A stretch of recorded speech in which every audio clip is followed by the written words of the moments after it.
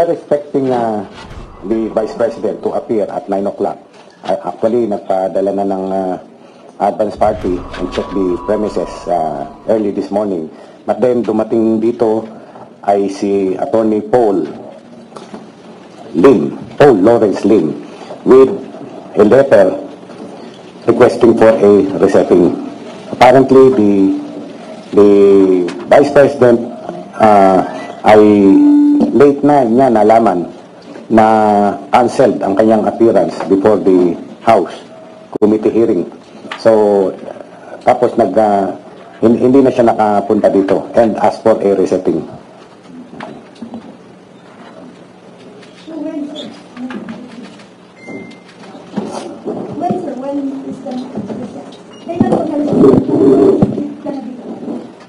Wala siyang hiniling na petsa, but nag-usap kami tentatively we will set the appearance of the Vice President on the 11th of this month, December. December, yes. 11th of December.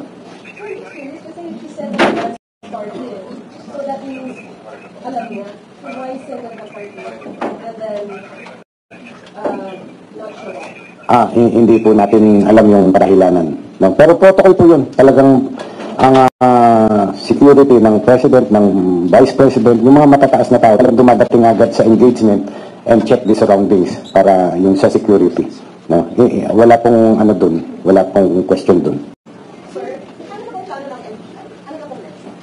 Next is, meron siyang request, a clear copy of the complaint filed against her, the documents initiated sa investigation, at yung mga possible questions na aming itatanong sa kanya. No? We will comply with her request dahil sa due process, no? Out of respect, dahil siya ay pangalawang pinakamataas na opisyal ng ating bayan. We will comply with her request. Baka mamayang hapon lang makakomply na kami. No?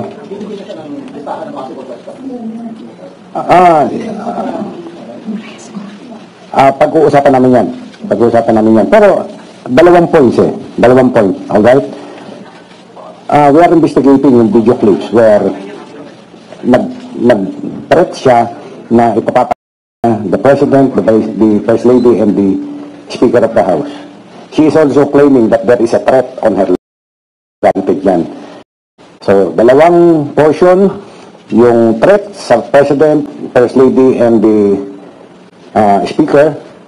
Second, also, ay yung threat naman sa kanyang buhay. Baka gusto niyang makipagtulungan sa amin nang maimbestigahan yan. Remember, ang mandate namin is to step in whenever there is threat to the life of the President, the Vice President, down hanggang sa ating punong mahistrado. No? Kaya, imbestigahan namin yan, lahat ng aspect. So, sir, yung accommodation ng Vice President, is it a decision of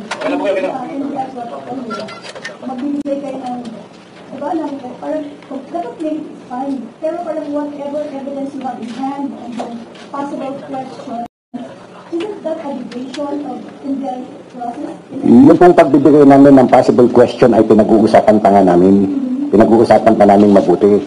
Hindi pa yun ang final na aming magiging action. But then, i-apprise namin siya kung ano yung iniimbestigahan namin. At sinabi ko nga sa inyo, ang iniimbestigahan namin, yung video clips where nag-threat siya namin, nakausap na siya sa First Lady at sa Speaker. At yun ay gagawin pagka siya ay yun, i-clarify natin maigi yun. Now, may claim din siya na there is a threat on her life. Vice President siya, imbestigahan din natin yan. Tatanungin namin siya, sino ba yung pinaghihinalaan mo? Kung ano, may ebidensya ba tayo dun sa pinaghihinalaan mo? Ano? Ganun po yun.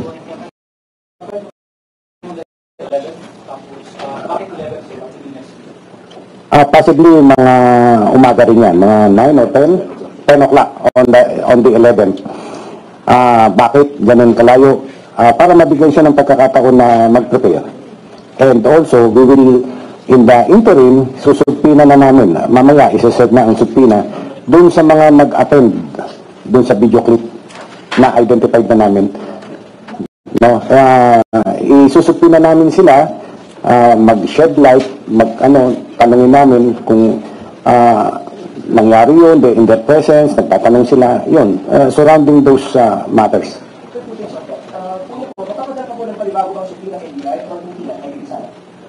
Kay BP Sara, yun nga, ipapermis namin siya, yung mga katanungan niya dito, reply yun, which already include the invitation for her to appear before us on the 11th of December. Included na dun sa reply namin yun, yung invitation for her to appear before this office. Yeah.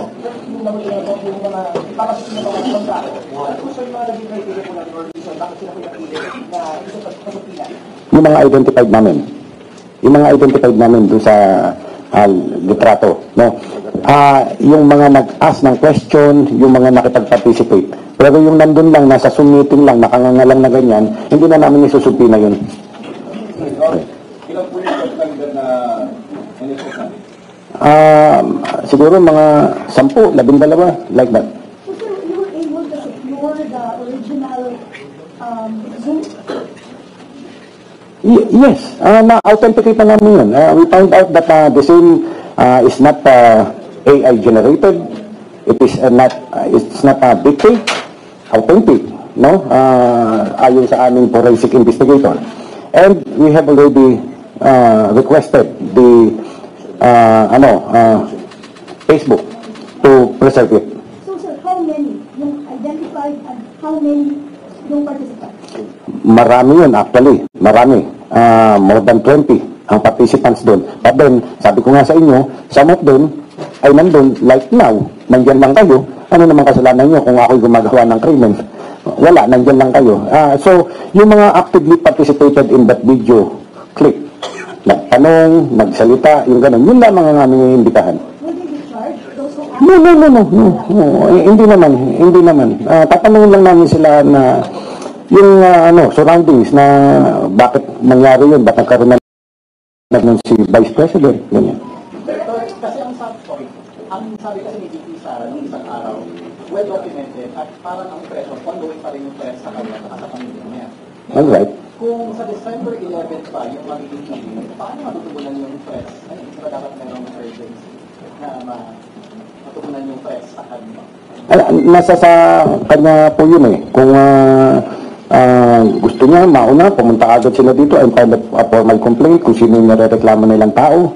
Ganon. Unlike this threat to the President, sa kanyang bibig nang galing eh, siya ang nagte-threat. Threat sa kanya, hindi natin alam kung sino. Hindi niya sinasabi. Diyan namin kailangan ng cooperation ni Vice President. Sabihin niya sa amin kung sino-sino yung mga tao na yun. Meron siyang ebidensya kung sino yun na nagte-threat sa kanya. Yun, iimbestigahan po namin yun. Have you conveyed the intention of the NBI to investigate VP Sara's threat to the lawyer? And ano din po ang sabi ng lawyer sa inyo, yung initial reaction or reply? Nagpapasalamat si Atty. Paul Lim na kasama pala yun sa investigation. But then, kayong lahat, alam nyo, lagi akong ini-interview, I have been telling you that that will be included in our investigation. Pero at least official, kasi sa lawyer. Yes, You ask okay. for like any official reply na yung initial na sinabi nyo na kung sino yung for the operation and for the yung sino yung possible suspects dun sa threats niya, yung gano'n, meron mo ba kayong convey sa lawyer? Yes, sinabi namin sa lawyer na dapat makipagtulungan sa amin si Vice President para maimbestigahan yung threat naman sa kanyang buhay. Okay.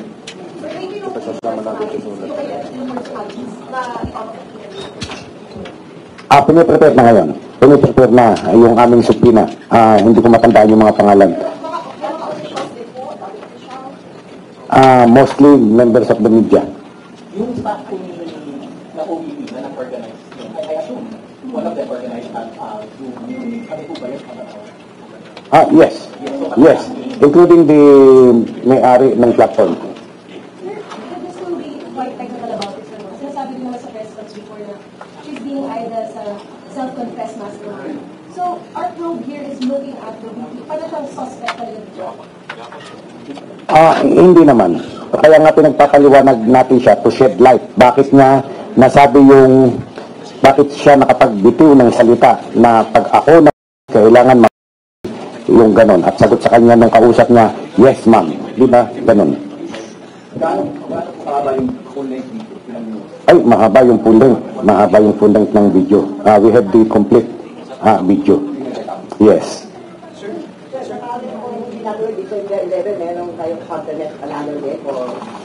We will cross the bridge when we get there.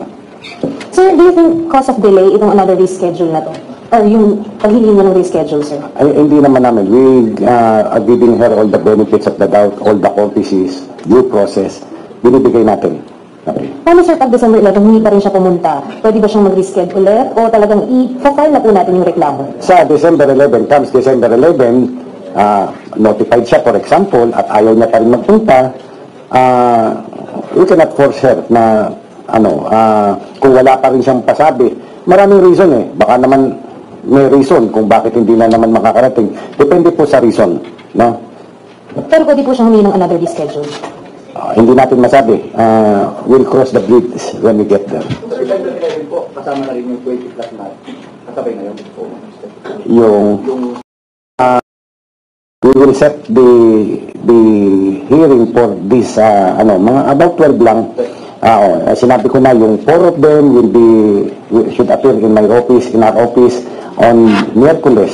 4 na naman sa Webes, 4 na naman sa Biyernes. So naipon na namin yun, meron na silang mga statement. So kaya next week, December 11, ay para sa unang Vice President naman. I'm sorry, makulat na. Just to be technical about it, kasi when she was dubbed as the self-confessed mastermind, is she being probed for actually saying that she contracted a killer, di ba? So is she a hostile witness against her own self? Or is she parang when she appears here, ano exactly siya? Eksakto, na tatanungin namin siya bakit siya nag-declare ng ganun. Di ba, siya nagsalita nun eh.